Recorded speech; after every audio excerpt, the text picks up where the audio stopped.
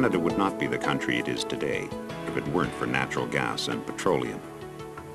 These precious resources, together with the people who dedicate their lives to finding, tapping, and refining them, forged the world's second largest nation, despite the best efforts of winter to sweep it all away. For much of the century, southwestern Ontario, home of Canada's first gas boom, was forested with drilling rigs like this one, tapping into the priceless latent energy that first tamed the cold and then fired the industrial crucible of the country. As we approach the beginning of a new millennium, those rigs, the reminders of our struggle for energy independence, have vanished from the landscape.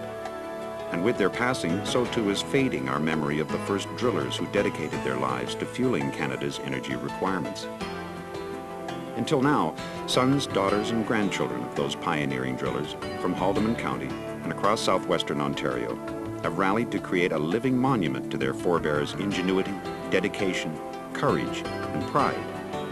This is their story, the story of how they joined together in the winter of 1995-96 to create the perfect monument to Canada's pioneer drillers, one that would faithfully preserve their heritage, a fully restored Canadian drilling rig. It was no easy task, though. To realize their dream, they were going to have to rebuild their monument from memory, with only pieces of rusted iron and decaying wood to guide them. She's kind of scary to look at right now. But we're willing to give her a try.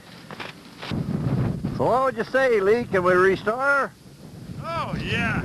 January 1996. Friends of the Canadian drilling rig travel to Acton, Ontario, to survey the remains of what may be the last Canadian drilling rig in existence. They find it where it has lain for decades, abandoned along with a search for another natural gas boom in Ontario.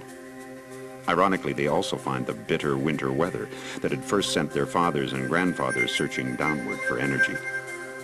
The precious remains were embedded in frozen ground that felt like concrete to pick and shovel.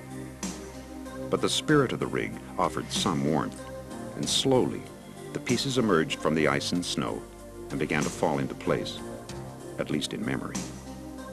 Time would tell just how clear the memories were and whether the dream of precise restoration could come true. But for the time being, one thing was certain: every single scrap of rig was vital. We took a trip up there in one day, and it'd be darned if it wasn't sitting there on the hill. All fallen down, but it was great. The rotting detritus pulled from the field was to be the only blueprint they would have for new wooden parts. Iron parts would prove even more valuable. The foundries that forged them are long gone. There are no spare parts for a half-a-century-old gas rig. When rigs like this one were taken out of service, the iron components were almost inevitably sold for scrap and the wood burnt. But here they were, a monument in waiting. The job was, get these relics on the flatbed. The mast, sand line reel, beam clamp, walking beam, jack shaft, band wheel. Now, from the very first meeting, I realized that these individuals would accomplish their task, and I would like to be part of that to the point where I'd like to be able to provide whatever information I can, or assistance, or however I could fit into the team.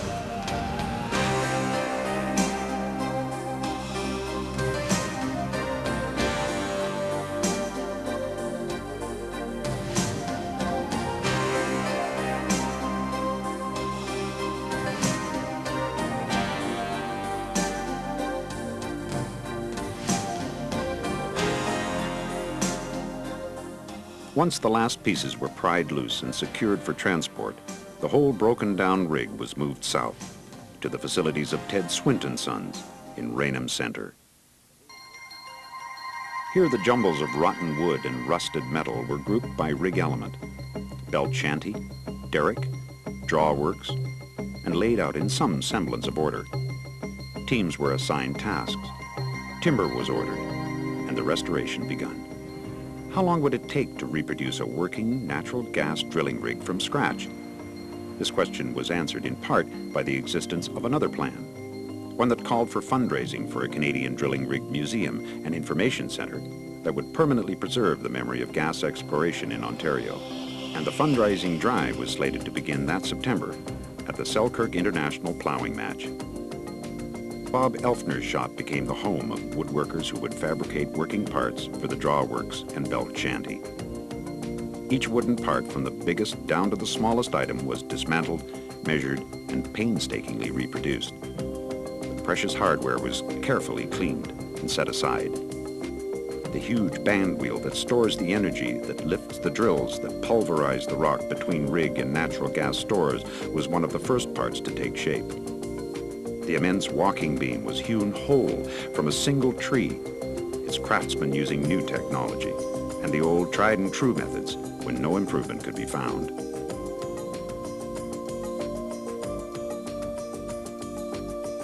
We had some measurements to go by, the main ones. And we had enough stuff left that you could figure out, well, this was the corner post, the other one had to be the same, all that kind of stuff. But, oh, Blake remembered a lot, Lee remembered some.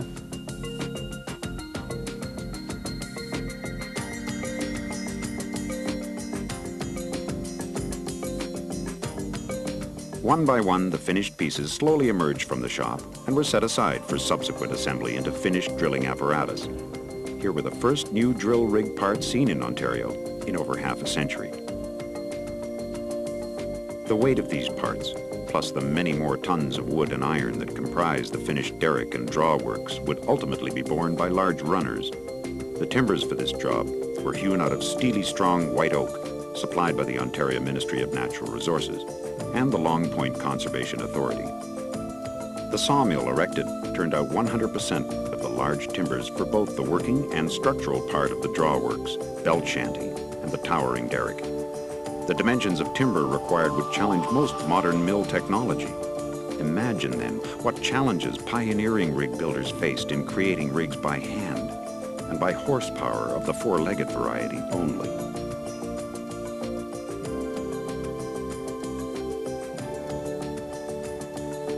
Spring 1996. With the Selkirk plowing match and the introduction of the rig 6 months away, the dream was still a jigsaw puzzle of parts spread over two properties. Would the pieces fit? Would the rig work? There was one way to find out. The pieces were collected, and the assembly of the band wheel, the powerful heart of the rig, was begun. With spring in the air and the parts fitting, spirits were up. Very soon the structures evolved which would house the painstakingly restored working parts.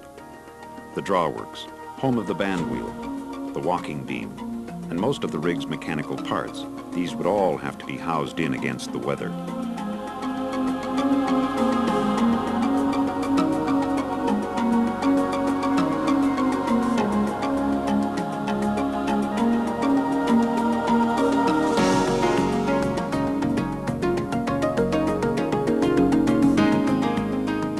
On the far side of the lot, work had begun on what is the major distinguishing feature of any gas rig, the magnificent derrick. Its four sides are fabricated individually. The sides are then bolted together into the familiar rectangular A shape of a finished derrick. Eventually, the derrick will stand 62 feet high and taper from 17 feet across each side at the base down to 5 feet across at the summit. But for now, because of overhead wires, the derrick must remain horizontal. One side takes the ladder, which runs the full length of the structure. The pulley is set in place at the crown. With the drawwork structure complete, the derrick assembled, and the belt shanty done, the huge puzzle has been nearly solved. Only a few pieces remain out of place. The jacket is heated, to force its expansion before being fitted to the Springer pole. The traditional red paint of Ontario natural gas rigs adds authenticity and protection from wind, water, and sun. Finally, the Springer pole itself is affixed to the walking beam, and the draw chain is wrapped. For the restored Canadian drilling rig, the long journey from memory to reality can now enter its final stage. A short move to its new home on the Selkirk plowing match grounds. Short, but not easy. The belt shanty, relatively speaking the smallest, lightest, and simplest structure, goes first.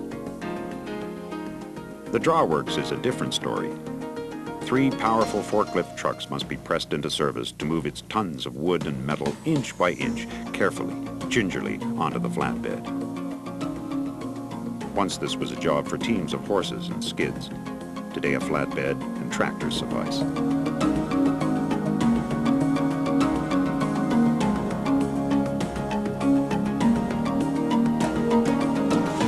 Last to go is the derrick. Time was derricks were transported upright by teams of a dozen or more draft horses. Today, though the distance to the site is short, there's a virtual spiderweb of hydro and telephone lines to navigate. Even lying horizontal, this last, largest, and most dramatic piece of the rig will require an OPP and Ontario Hydro escort to the site of the Selkirk matches.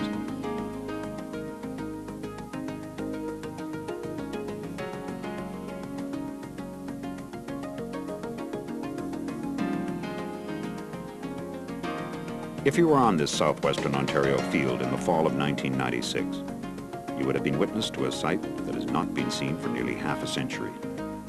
The whole thing behind the whole project was a group of people I had behind me to get the job done. That was the secret to the whole project, was the people, these fellows sitting around here today, these workers, and their heads, and they're the people that made it go. Without them, it would have never happened. Pride was the order of the day, as piece by piece the Canadian drilling rig was unloaded, positioned, assembled, linked together, and topped with symbols of national and civic pride, before finally being powered up.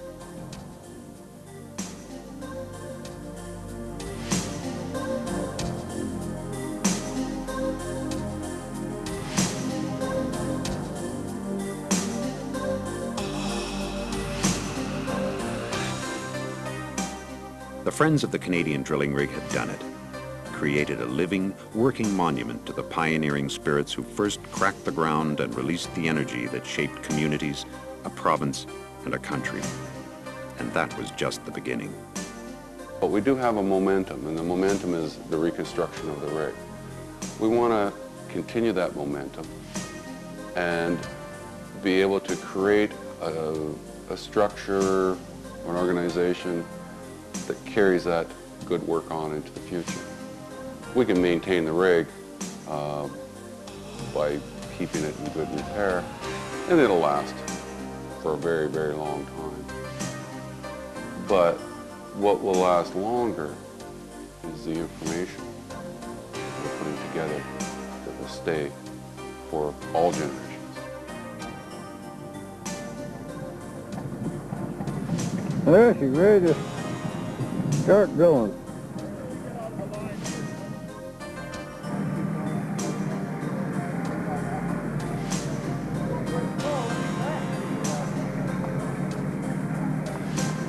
Oh, well, to see the thing turn over for the first time, I think.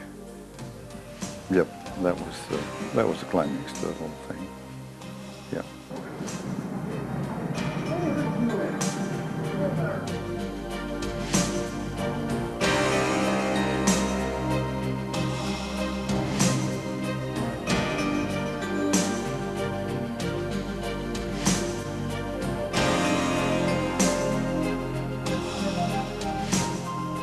Out of the past, from the frozen corner of a field to a proud place in the sun, resurrected by the determination, vision, and craftsmanship of a small group of friends, the Canadian drilling rig and the learning center that will grow up around it are a gift of heritage to future generations.